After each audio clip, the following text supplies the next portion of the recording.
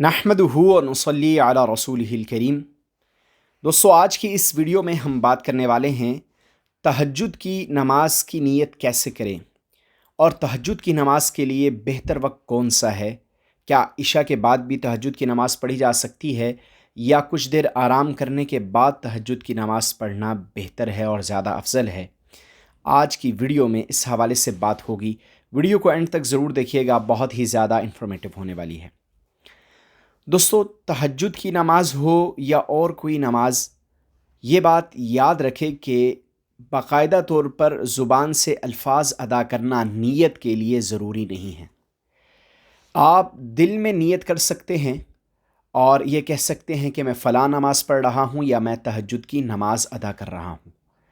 اور اگر کوئی شخص چاہتا ہے کہ وہ زبان سے الفاظ ادا کرے، اگر عربی کے الفاظ ادا کرنا چاہتا ہے تو یہ کہہ دے نویت ان اصلی رکعتی صلاۃ التہجد سنت النبی صلی اللہ علیہ وسلم۔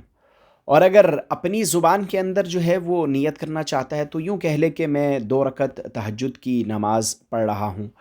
تو پھر بھی نیت ادا ہو جائے گی، اور اس کے لیے باقاعدہ طور پر کوئی الفاظ جو ہے وہ یاد کرنا یا یہ سمجھنا کہ اگر زبان سے الفاظ ادا نہیں کیے تو نماز تہجد کی نیت نہیں ہوگی، تو ایسا کچھ بھی نہیں ہے۔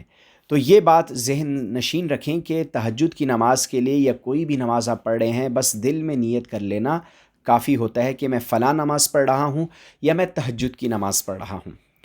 اب دوسرے نمبر پر ہم بات کر لیتے ہیں کہ تہجد کی نماز کا وقت کب سے کب تک ہوتا ہے اور کون سا وقت بہتر ہے۔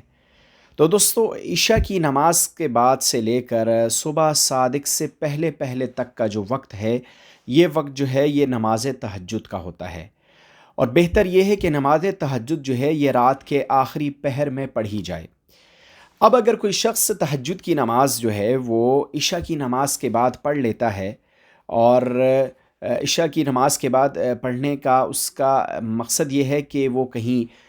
جو ہے کام پر جانا چاہتا ہے، کسی ضروری کام سے جانا چاہتا ہے، یا وہ نیند کا غلبہ ہے اور وہ سونا چاہتا ہے، تو عشاء کی نماز کے بعد اگر کوئی بندہ نماز تہجد پڑھ لیتا ہے تو اس کی نماز تہجد کی ادا ہو جائے گی۔ بعض لوگ جو یہ کہتے ہیں کہ تہجد کی نماز کے لیے تھوڑی دیر آرام کرنا یہ ضروری ہے اور اس کو شرط قرار دیتے ہیں، تو یاد رکھیں تہجد کی نماز کے لیے تھوڑی دیر سونا اور پھر بیدار ہو کر نماز پڑھنا یہ شرط نہیں ہے۔ ہاں، البتہ رات کے آخری پہر کے اندر اگر تہجد کی نماز آپ پڑھتے ہیں تو یہ زیادہ افضل ہے اور بہتر ہے۔ دوستو، مفتی اعظم پاکستان مفتی محمد شفیع رحمہ اللہ نے معارف القرآن میں لکھا ہے کہ جو لفظ تہجد ہے یہ ہجود سے مشتق ہے، اور اس لفظ کے 2 متضاد معنی آتے ہیں۔ ایک معنی جو ہے وہ اس کا یہ آتا ہے بیدار ہونا اور جاگنے کے معنی میں آتا ہے، اور ایک معنی اس کے سونے کے آتے ہیں۔ تو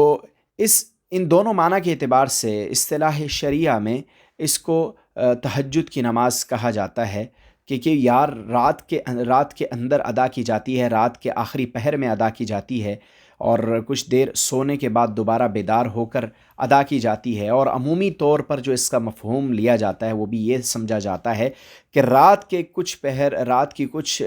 کچھ اوقات میں آرام کر لیا جائے اور اس کے بعد بیدار ہو کر جو ہے وہ تہجد کی نماز پڑھی جائے۔ لیکن تفسیر مظہری میں قرآن کی اس آیت وَمِنَ اللَّيْلِ فَتَہَجَّدْ بِهِ کے تحت جو اس کا مفہوم ہے وہ صرف اتنا ہے کہ رات کے کچھ حصے میں نماز کے لیے سونے کو ترک کر دو۔ تو جس طرح نماز کے لیے رات کے کچھ حصے میں سونے کو ترک کرنے پر یہ آیت صادق آتی ہے، اسی طرح رات کے بعد عشاء کی نماز کے بعد نماز تہجد پڑھ کر نیند کو مؤخر کرنے پر بھی یہ بات صادق آتی ہے، یہ آیت صادق آتی ہے۔ تو معلوم ہوا کہ نماز تہجد کے لیے تھوڑی دیر سونا اور پھر اٹھ کر نماز تہجد پڑھنا یہ شرط نہیں ہے اور قرآن کا مدلول نہیں ہے۔ اسی طرح علامہ ابن کثیر رحمہ اللہ نے حضرت حسن بصری رحمہ اللہ سے جو تہجد کی نماز کی تعریف نقل کی ہے، حضرت حسن بصری رحمہ اللہ فرماتے ہیں کہ ہر وہ نماز تہجد جو عشاء کی نماز کے بعد پڑھی جائے وہ تہجد ہی کی نماز کہلائے گی،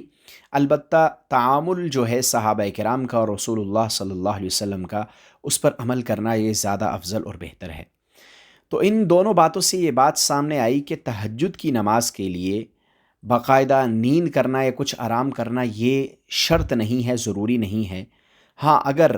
رات کے آخری پہر کے اندر آپ تہجد کی نماز پڑھتے ہیں تو ایسا کرنا یہ زیادہ افضل ہے اور زیادہ بہتر ہے۔ تو دوستو، رمضان المبارک کی قیمتی گھڑیاں گزر رہی ہیں، ان اوقات میں ہمیں تہجد کا خصوصی اہتمام کرنا چاہیے اور تہجد کی نماز پڑھنی چاہیے، کیونکہ اس وقت اللہ رب العزت آسمان دنیا پر تشریف لاتے ہیں اور اعلان کرتے ہیں کہ ہے کوئی مغفرت کا طلبگار کہ اس کو بخش دیا جائے، ہے کوئی رزق